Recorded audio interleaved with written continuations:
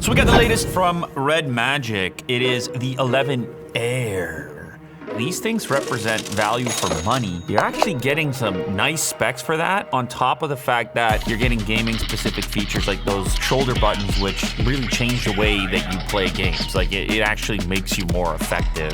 This one is stated Phantom. I presume that's black. And then I've also got Prism, which I presume is white. Let's open this one first. I've looked at so many REDMAGIC phones over the years. You get a few things in the box pretty much guaranteed, including a case to get you started with some degree of protection. It's basic, but it's like basic plus, because it's not just a soft case. Like, it's one actually is a little more rigid and it has some texture to it. You've also got a SIM tool. That's about it for that. Here is the black device. Okay, satisfying. Just like previous REDMAGIC phones, it has that transparent back panel, so you know right away that it's something special. It's not boring, it's distinctive and different. It's definitely not just another iPhone. Now, you've also got the cooling system built in, which of course is going to aid in your gameplay so you don't overheat. This can be even more important depending on the climate that you find yourself. This is a smooth glass back with some curvature around the edges, and then the sides are flat. USB-C on the bottom, power, volume. Here you can see the exhaust for the fan, and now you can also spot those shoulder buttons, which are touch-based, and they have a fast or high refresh rate for touch sampling. Instantaneous reactions to your inputs. You will map those to your favorite games, and all of a sudden you free up your thumbs for aiming as you're firing if you're playing any kind of shooter game. But I mean, they're mappable for any style of game that you're into. You've also got this dedicated switch on the left-hand side. By default, this is mapped to launch your game mode on the device. However, you can do a number of things. It's a custom button. If you want to launch into something else, you can do that as well. And then also in the package, you're going to get a fairly substantial power brick. The device supports up to 80 watts for fast charging, and you do get a red cable. Obviously, you would get a red and black cable with a gaming phone. Okay, so that's the black one. Let's compare it now to the Prism, which is the white one. You guys can tell me which one you prefer. I presume the case will be identical, which it is. And here is the white phone. Now, Mo said he prefers this one. He thinks it looks even more special. I might agree with him. Ooh. I might have to agree with him on that. I like the transparent aspect of both. It just gives you a little bit more detail in a somewhat bland marketplace for smartphones. But I don't know.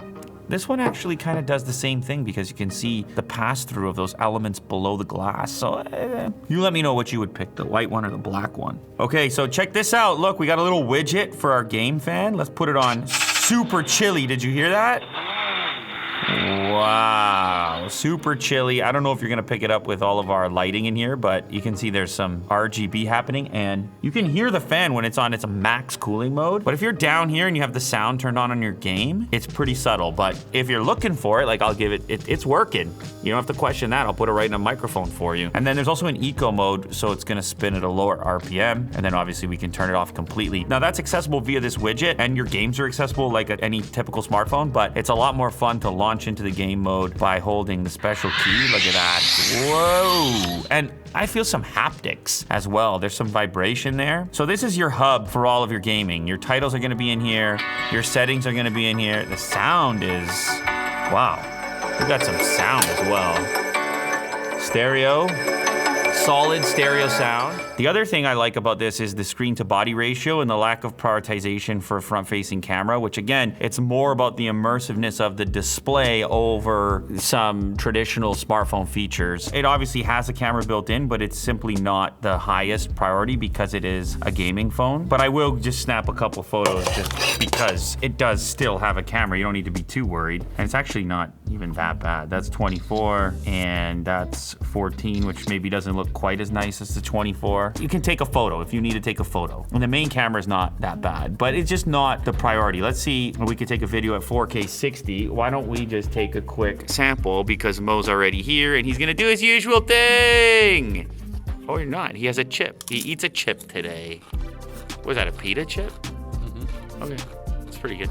So it'll do 4K 60 stabilization, not the priority. It's a gaming phone first. Now let's do a quick spec rundown because I did say that this is a pretty good value, around 500 bucks. What you're gonna get is a Snapdragon 8 Elite chip. You're gonna get 256 or 512 gigs for storage. You're gonna get that advanced cooling system up to 24,000 RPM on that fan, but you've also got a large vapor chamber in there before the fan even kicks off. Big battery in here, which does charge up to 80 watts. It's a 7,000 milliamp hour battery. Battery life obviously so important on a gaming phone because gaming is one of those things that drains your battery faster than a lot of other things you do on your smartphone. The display is 1.5K resolution with a 144 hertz refresh rate. The size of the display is coming in at 6.85 inches of OLED and a 95.1% screen to body ratio. So the other cool thing is you don't want to leave your game to adjust some commonly used settings. So you actually just swipe in from the side and you get access to anything that you would want to change on the fly,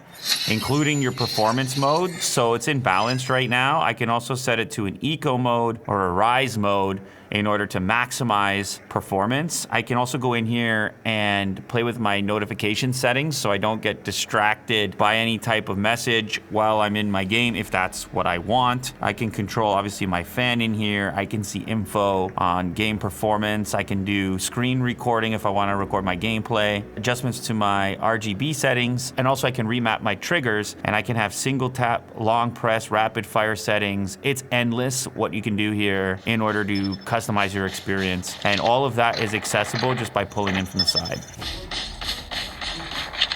Target in sight. Enemy down. Down the lead. Enemy down. It's too close. Fight harder. Target down. Enemy down. What? Enemy contact. Enemy down. Changing mag. Target down. There we go.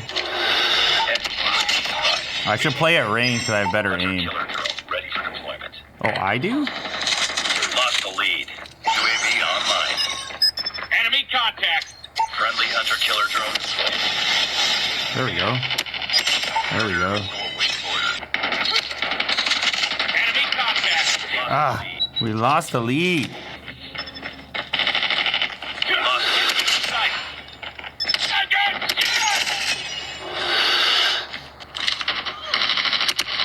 Target down.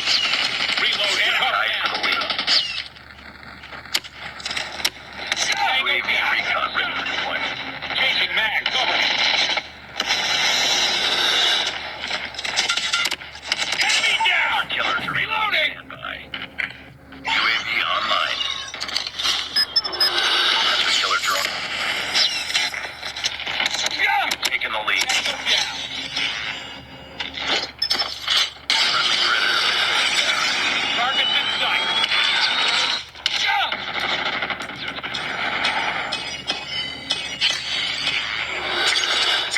Oh, we won. Okay, there we go. Yeah. Dude, it was pretty key with the missile, you know what I mean? Yeah, it was. It's kind of a key. Oh yeah, there it is. It was that moment right there. MVP moment right there.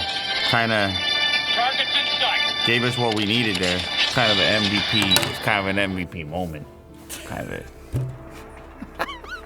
This is the biggest key, is just these capacitive touch buttons in a different spot. That is a controller that's always in your pocket, and that is the biggest difference. The other thing I can say, the device is like, you can tell it's warming up a little bit, but not even enough to initiate the fan. It's got that large vapor chamber in there. It's really purpose built. So if you're a person that runs your battery down, these are all the considerations that are top priority for REDMAGIC when it comes to developing a gaming phone. You have your gaming specific hardware, you're doing your gaming, and you have your options for colors, and you have a price point that's a little more approachable, around $500 to start. That's it. That is the REDMAGIC 11 Air. Would you pick the black one or the white one?